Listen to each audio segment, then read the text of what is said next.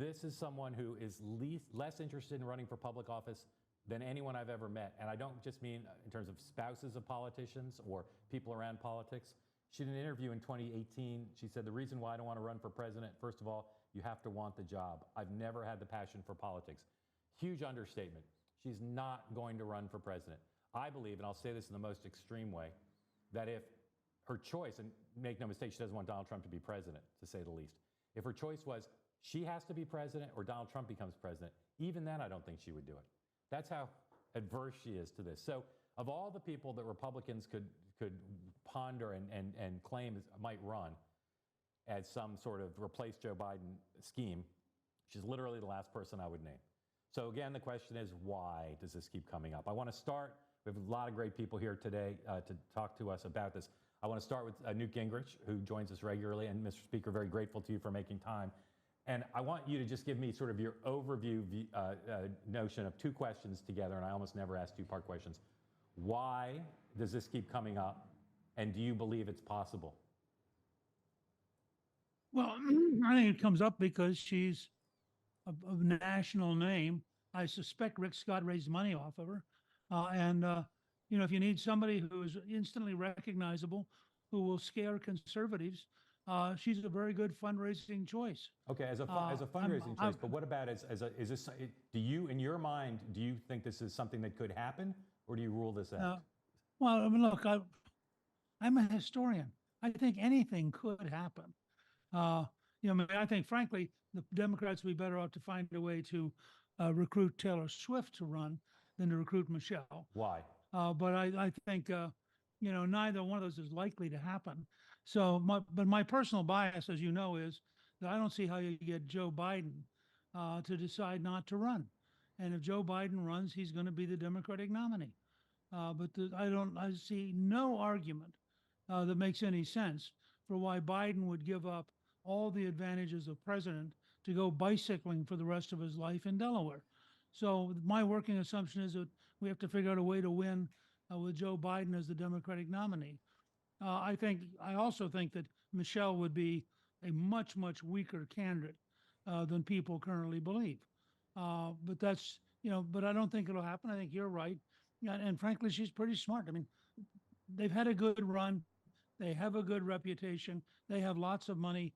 Why would they risk getting back in what they know is a brutal, unbelievably bad business in terms of your reputation, particularly against Trump? Right. I mean, who from the standpoint of being prepared to run a ruthless, negative, nasty campaign, I can't imagine why Michelle Obama would take her current reputation and want to put it through that kind of a meat grinder. How often do you hear from your fellow Republicans this notion that Michelle is going to replace Joe Biden? How often do you hear that?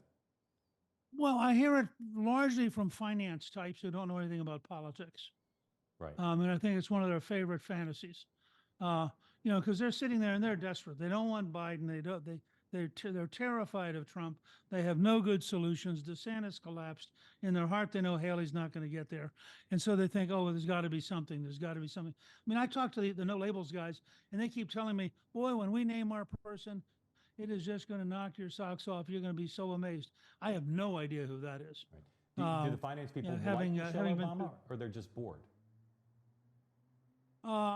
I think the finance people think of her as a, you know, as a symbol that could somehow get us back to the glory days of Barack and transcend normal politics and be a magic person, because most of the finance people are in New York, you know, and they think Vogue magazine matters. And they think if you get the cover of enough women's magazines, it must mean something. Is it bad for the Republican Party that there's all this chatter, Cindy Adams, lots of conservative publications, Joe Rogan, talking about Michelle Obama? Is that hurt Donald Trump's chances of being president, or it doesn't matter? I think it's just noise. You know, there are a lot, as you know, because you're in the business, there are a lot of people who are out there who have to say something every day. And this is a reasonable thing for them to say for their base. And then their base can get all excited, run in circles, and send them $25. All right, I want to ask you one more question about Michelle Obama, and then I want to ask you about Taylor Swift, and then I want to open up the floor to questions for you before you need to go. you said you thought Michelle Obama would be a weak candidate, including compared to Joe Biden. Why do you think that's the case? Well, I mean, I don't know if when compared to Joe Biden, I just think if you look at her issue positions, uh, just as Hillary is much more radical than Bill, I think she's actually more radical than Barack. So my assumption is that once people got to look at her seriously, that her base would narrow pretty dramatically. I don't know that she's stronger or weaker than Biden because I can't tell what's happening with Biden. And you look at the problems he's now got in the Middle East. I mean, he's increasingly sliding into unmanageable difficulties that are shattering his base. You look at the people in Michigan, for example, who are Arab Americans who are now saying, either they're not going to vote or they're going to vote for Trump, which could easily by itself cost him Michigan. So you look at that around the country. You look at the collapse among Gen Z, which really began with his support of Israel and has really spread significantly. We just got a poll back in our America's New Majority Project, and there's really a big. They haven't shifted to Trump. They've shifted to just we don't like Joe Biden. If Vivek Ramaswamy and all the other voices on your team would do exactly what you would tell them to do, would you tell them to keep talking about conspiracy theories involving Taylor Swift, stop, or it doesn't matter? No, I don't. I would tell them to talk about the future. I mean, first of all, I think Taylor Swift is a phenomenon. I think she deserves a lot of respect as a phenomenon. I would have been for Kansas City against the 49ers anyway because I'm a Green Bay fan and I'm still pretty angry about the way we lost. But in addition, I'd like the relationship she has. I think the kiss was good.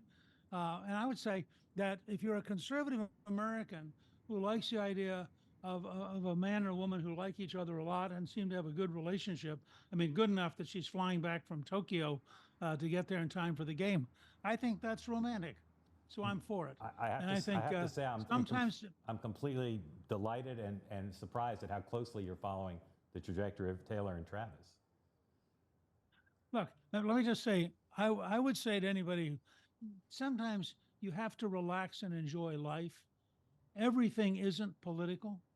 And sometimes it's just amusing and fun. Right.